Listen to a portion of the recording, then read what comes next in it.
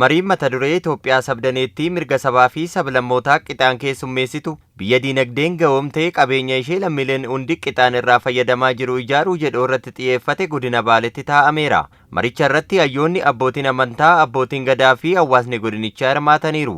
Hirmaattonni waltajjichaa qaamolee maqaa amantaa sabaa fi sablammoota biyyattii walitti buusuuf socho'an dura dhaabbachuuf qophii ta'uu dubbataniiru. Amantaan akka waljibu, amantaan akka jeequmsa kaasu, wantoonni taasifaman sun karraa fi balbala dhabaniit alatti hafu jechaadha. Ifatti qullaatti hafu jechaadha. Gaafa san nama qullaa dhaabbate namni hunduu akka laalu, namni balbalaan ala jiru, namni hunduu akka argusan nama amantaa keenya walitti nu buususan qullaasaa dhaabbatee argina waan ta'eef nama sanirratti raawwii fi inni raawwachuun seera mootummaa olaantummaa seeraa irratti raawwachuudhaaf mirga qabnaa jechuu barbaade. Diinni kaalaalle ka keessaallee nu gobii godhate homaa gaafiin qabu.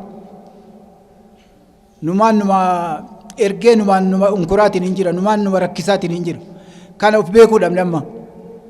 Of beekuu ka qabnu silaa kana amma dubbiin dhaamsi guddaan kana. Akkuma as keessa kabajamoon mana keessaa kaasan furmaanni isaa ammallee tokko ta'uun barbaachisa. Islaamaa kiristaanaa wal fa'uu dhabuun barbaachisa. Aadaan Oromoo durillee aadaa ulfaattuudha.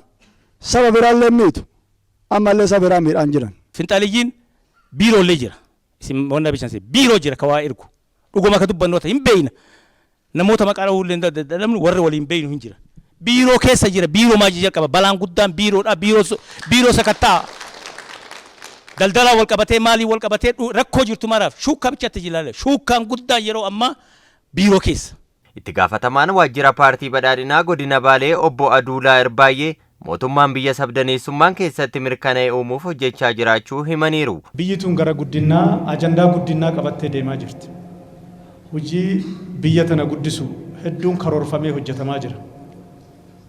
Guddina biyya kanaa keessatti immoo carraa argannee warra jirru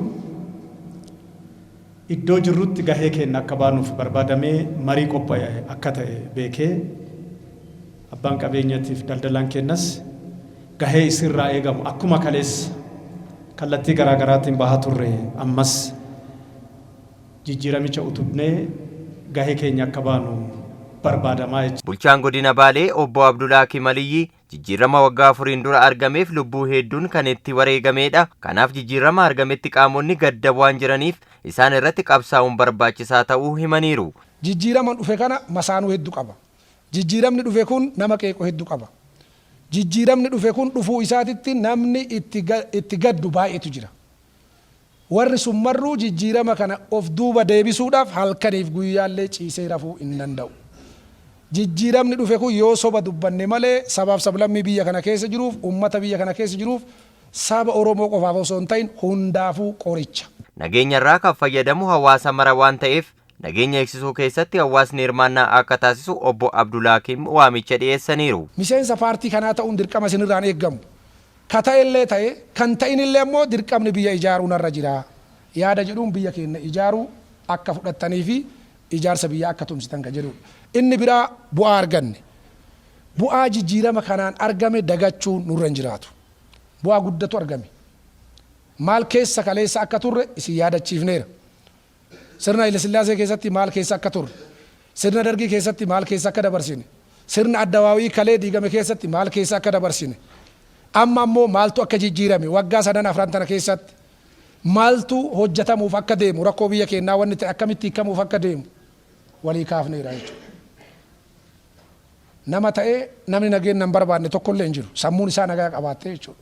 Biyya kana diiguu balleessuu kan danda'u namoota muraasa baditti bobba'an osoo hin taane hawaasa bal'aa namoota baditti deeman osoo argutti callisutu biyya kana balleessuu danda'a akkuma jedhame san nuti hawaasni bal'aan nagaa barbaadu diinagdeen nuuranne biyya nagaa keessa akka jiraattu nu barbaadu namoota badiif deemanitti callisuu hin qabnu.